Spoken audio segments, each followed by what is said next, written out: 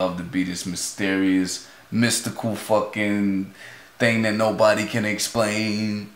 I'm gonna explain it to you, so break it down so it's forever broke. Alright? Love is an emotion like everything else. Every emotion that we have comes from our primal instinct to protect ourselves. This is why we have emotion. This is why animals, you know, they appear to be emotionless. It's because they use other things for instincts to protect themselves. We use emotion. Back in the caveman days or the jungle man days, caveman if you white, jungle man if you black, it was crucial, facial recognition, crucial to be able to tell who was friend and who was enemy. We talking about hundreds of thousands of years ago, before there was ever race mixing. Meaning you had entire villages of motherfuckers that looked exactly alike. I'm talking about other African countries didn't even mix with other African countries and European countries. Everybody literally looked the same. So the reason why you could take like a cat or a dog and put them in front of a mirror and the asshole fucking scratches at the mirror thinking it's another cat is because they don't have facial recognition. They don't need it for survival. What they use is smell. You can't smell a mirror. Cat knows something is who his mom is based on his smell. We use facial recognition, right? So you might say, alright, that's all well and fine, facial recognition. I see somebody one day, I noticed I see him the next day, it don't mean I love him. You're right. But it has to have that emotion attached to it. You know, it's kind of like when people, a loved one of theirs dies, you know, somebody closest to them say they feel something when it happened. Or you can kind of sense when somebody's in trouble. Somebody you love is in trouble. And that was important when you was, you know, way back in the day, jungle man, slicing through the bushes. If your crew got lost or somebody your member got, in your family or whatever heck got lost, you had to have that instinct inside of you to be able to say, oh shit, somebody's in trouble. And you had to go out and find them. You had to be able to feel from where they are, and you had to feel it from a distance. And that instinct of having that emotion attached to a person, you needed that for survival.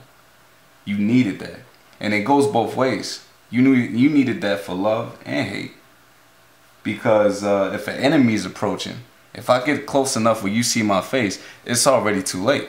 I already done bashed your fucking head in with a stone and tore down your whole village. So that adrenaline you feel when you hate somebody, you needed that for survival back then, because you had to be able to tell way off in the distance, oh, there go the motherfuckers, let me get my bow and arrow and fuck them up. You had to be able to tell who's enemy and who's friend. And that's what love is. That's basically what it is.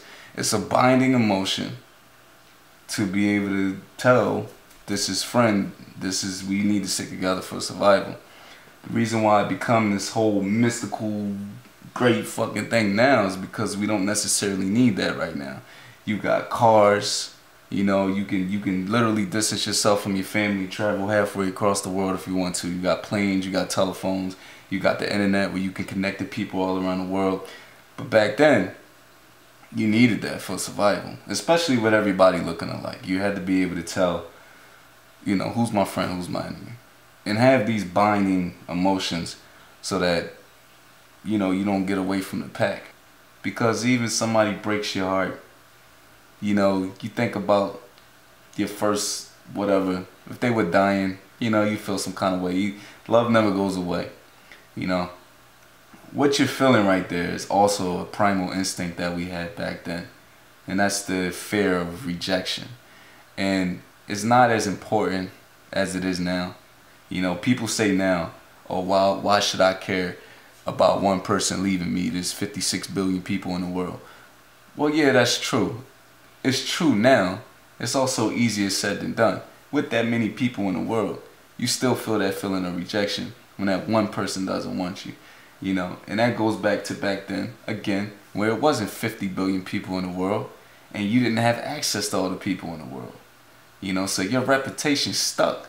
Little boys had rites of passage to prove they were men. Girls had rites of passage to prove that they could be women. So what that feeling was, if you were in a village, no cars, no boats, none of that, and you were stuck and binded to that village, If you were with someone and they deemed you not worthy, it felt like death because it was a fucking death sentence to be rejected. That means if this person don't want me, nobody will. So as a man, it means this must mean I'm not a man and I'm not worthy. I'm better off dead if I can't find a spouse and reproduce. That's what we're here for anyway. And the same with a woman. That's the feeling you get, the heartbroken feeling. Alright? So there it is.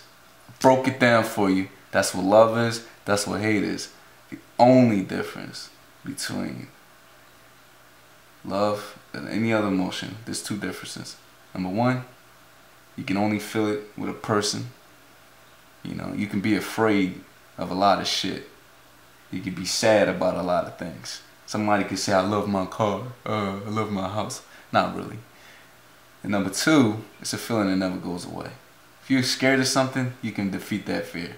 When she loves somebody, you cannot love them. Because even in hate, even if you turn around, fuck that motherfucker, that's still kind of love, you know. So, there it is right there.